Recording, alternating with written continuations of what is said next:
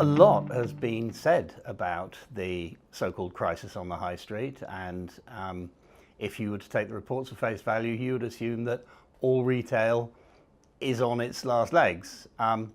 Is that really the case? I don't think so. I mean, the reality is we hear about the problems.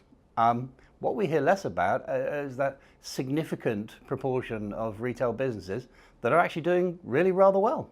I don't think it's for us to identify the specifics of what best practice might look like in each individual case. It's going to be on a business by business basis, but I think we can be pretty confident that those businesses that are doing well in the retail environment have innovated, have really thought about what their customer experience is and how they're priced, what is going to attract footfall into their premises, all these things. And I think the one thing they've probably managed to avoid, which I think we could guess has been the case in some circumstances, is well, we've always done it this way, this is our model, therefore we're going to carry on doing it.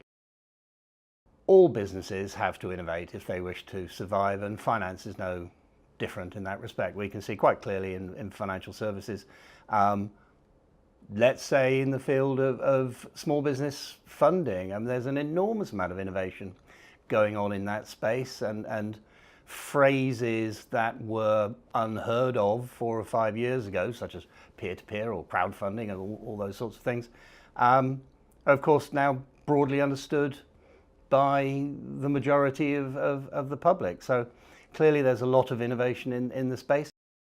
I think the pensions industry has, if I'm going to be candid, to an extent had it too easy for too long, and therefore hasn't felt the need to innovate in the way that it probably should and could be doing. I think the legislative protections and incentives that wrap around pensions means that there is a tremendous amount of money in the sector.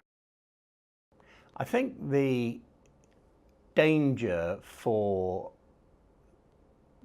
quite a significant chunk of the financial services industry is that a failure to innovate at this stage may not look fatal now, but actually could well prove to be fatal in the long term.